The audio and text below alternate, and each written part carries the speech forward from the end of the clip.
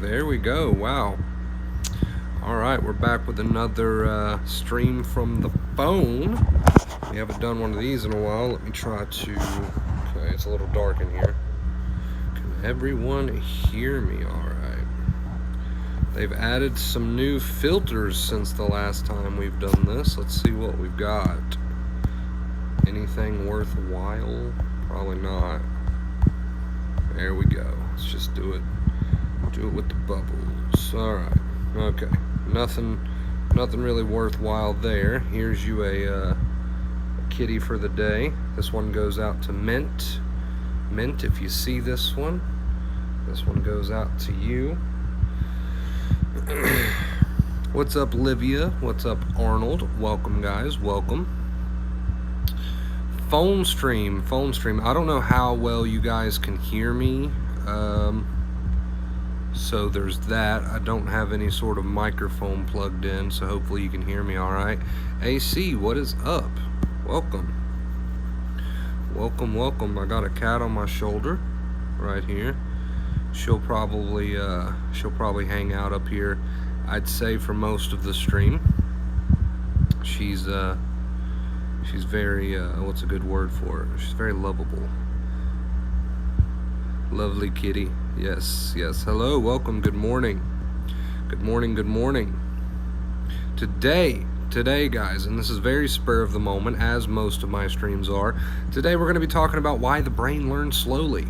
I'm going to put it to you very simply, as I always try to do. I'm going to put it to you very simply. I'm going to explain to you why the brain does learn so slowly when it comes to anxiety recovery, and it's going to start to make sense to you why this is a practice. It's going to start to make sense to you why you've got to keep at it, right? It's gonna make sense to you. With the pity, no, she does not get along. Nova does not get along with any cats. Nova's actually back there in the room right now sleeping, so no, she unfortunately does not get along with any cats. I don't know why. Yeah, somebody else asked, does Nova like the kitty? No. Unfortunately, guys, no. It'll never happen. I don't think it'll ever happen. I can't chance it. I can't even give Nova a chance to get used to the cat, right? Because it would end badly. I don't know that for sure, but I'm pretty sure it would end badly because Nova just goes irate. She just goes irate. She's a very strong dog, and so it's like I can't even let them get used to each other because Nova just wants to pounce. I was really nothing I could do about it. What's the time over there? What is the time over there? Over here? That's a good question. I think it is, I'm blind as a bat, about 8:30 in the morning. Hello, little guys. All right, guys, we're going to go ahead and get started. So we're talking about why the brain learns slowly. Kitty's going to hang out with us probably during this whole stream. Like I said, she's very lovable, but try to focus. I need you to focus. All right. Why the brain learns so slowly. We wish we could just do the whole acceptance thing once and be done with it, right? We wish we could just embrace our triggers, these thoughts, these sensations, whatever. It's all the same thing at the end of the day. We wish we could embrace these things just once, feel it once, and be done with it. The brain learns, everybody goes home, everybody's happy, right? Unfortunately, it doesn't work that way. Let me explain why it doesn't work that way. It doesn't work that way. Ow, I got scratched there. Because she's playing with my thing. Oh boy. Okay. It doesn't work that way. Okay. Because your brain is very, very intelligent, right? Let's say, for example, this is the way that your brain kind of sees things. Okay, my person sat through this trigger. They had this trigger, whether it be a thought or a sensation. To the brain, a trigger just means something that you've feared in the past, something that you've reacted to in the past. It's chalked it up as a danger. So the brain is up there, and this is the way the brain sees it. Okay, my person is accepting this false alarm. I gave my person a false alarm over this trigger.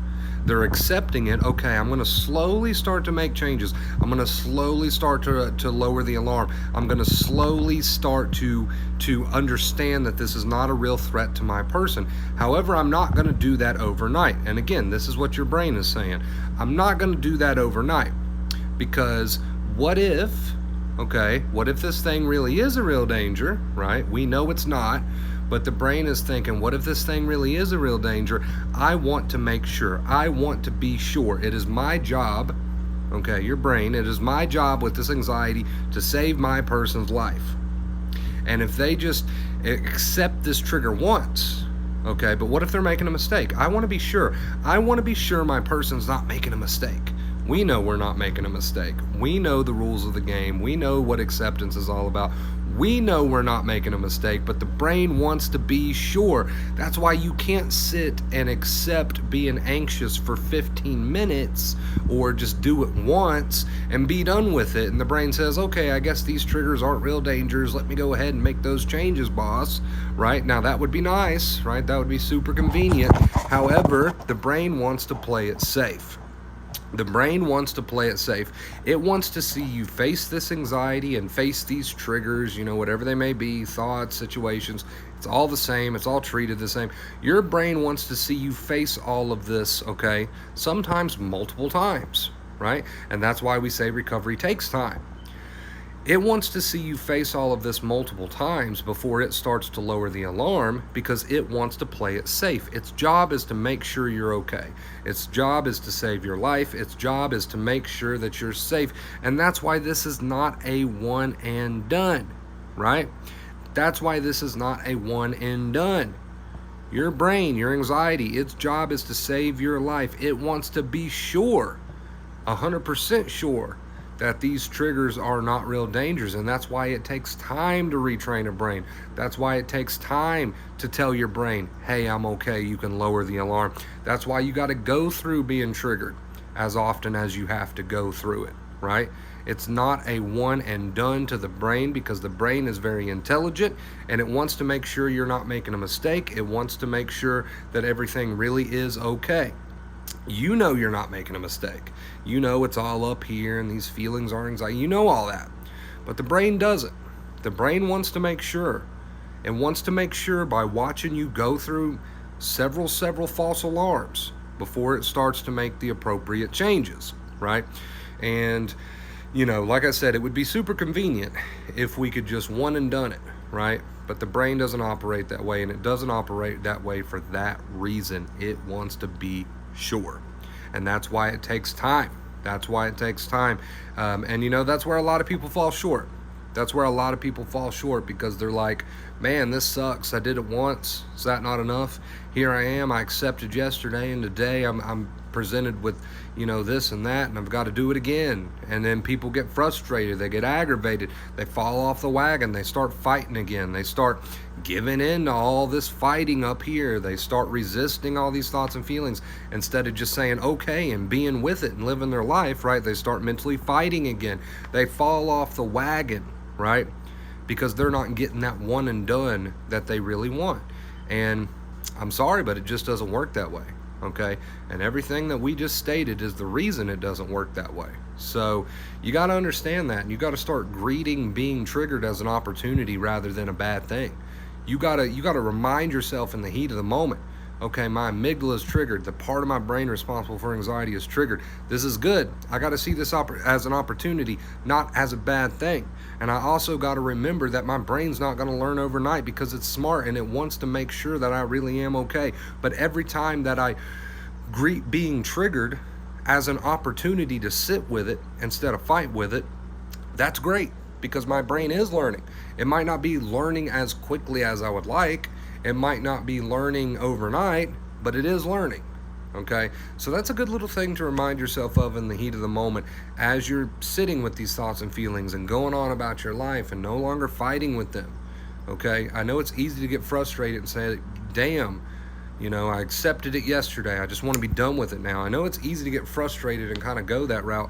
It's not going to help, because everything, like I said, everything we just talked about is the reason it does not work that way. And you got to remember that. so that you don't fall into that frustration, so you don't fall into those bad habits again. You got to start seeing your triggers as an opportunity, not as a bad thing. And you got to understand that it does take time.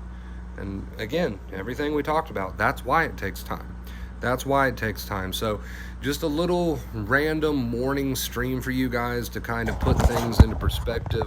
I'm sure somebody out there at some point has had that question, right? I'm sure somebody out there at some point has wondered why it takes the amount of time that it takes. Hopefully this makes you understand a little bit better. Hopefully next time you're in the heat of the moment and you're feeling triggered, you will see it as an opportunity and not as a bad thing. Hopefully this helps. Hopefully this helps somebody out there. So here you go. Another kitty shot real quick. Let's see. Do we have to just allow the symptoms? What about physical symptoms? Absolutely. You can add worry, and you can fight, and you can resist anxiety all day long. It won't get you anywhere. It'll just keep you in the cycle. It'll tell your brain that there's a problem where there's not, blah, blah, blah. It's the same exact concept as with negative intrusive thoughts. Negative intrusive thoughts, physical symptoms, triggers, it's all the same. These are all just different ways. It's all the same. But the more you mentally fight against it, blah, blah, blah this, blah, blah, blah that, blah, blah, blah this, the more danger signals you're sending. So you are reinforcing to the brain when you fight with all these symptoms and thoughts, you are basically telling the brain, yes, this is a real danger, and yes, I need you to continue to send me symptoms because I need your help. I need protection. I need anxiety, right? So how does your brain help you? It helps you by sending you anxiety. Anxiety is your body's built-in protection mechanism. So ironically enough, when you fight with the thoughts and feelings, all the blah, blah, blah, right? You're just getting more of what you don't want because you're basically reinforcing to the brain that, yes, I'm in trouble. So the brain then sends more anxiety. It's one big cycle. One big cycle, and the only way off of this hamster wheel, right, is to realize how the game is played. And how is the game played? Your brain wants to protect you, it wants to save your life. So the more you fight with these thoughts and feelings, mentally getting involved up here, you're just basically telling the brain, yes, I'm in danger, yes, I need help, please send me more anxiety. And that's the game. That's the cycle, right? That's the game, and that's the cycle. Hey, I'm glad you're enjoying it, Paul. I'm glad you're enjoying the stream. That is awesome. That is awesome. It is a practice. It is a practice, Jennifer. It is a practice. We love the word practice around here. All right, guys, how long have we been streaming? About 13 minutes now. So this is obviously just a quick little stream I'm doing from my phone here. We're not at the computer or anything, so I'm not going to go on here for an hour. I just wanted to jump on here and a little quick reminder stream this morning. Some people really do like the feel of these old streams. It's not something I plan on doing often because we do actually have a legitimate streaming setup and all that now. But it is something that I feel like people enjoy from time to time at least. So I keep these very short, so I'm going to go ahead and get out of here. Thank you guys so much for watching. I love you, okay? This one goes out to all my people who enjoy these old style streams. I love you guys. Please remember, practice. It takes time. Remember to see being triggered as an opportunity, not as a bad thing. Your brain is learning. As you sit with it and just live with it and you stop all the mental adding to, your brain is learning, all right? I love you guys. I'm going to go ahead and get out of here now. Have an amazing day, an amazing night, wherever you're watching from. It takes time. Anybody can heal, and that's including you, right? And if I missed anybody's questions or comments, I apologize. But remember, don't worry if you didn't get your question answered. It's going to be the same answer that I give everybody as far as anxiety is concerned, as far as these thoughts and feelings are concerned. So don't sit there and think, oh, he missed my question, I can't heal. I'm going to give you the same answer that I would give anyone else, because the game is played the same way as far as anxiety is concerned, all the time, no exceptions, right? I love you guys. Have an amazing day. And until next time, as always, stay awesome. Also, DM me if you're interested in setting up a coaching session. Follow me on Facebook, Instagram, Twitter, Vacay Fear. Subscribe if you haven't already. Okay, there we go. I think we've covered everything. Goodbye. Goodbye, chat. I love you guys. Goodbye.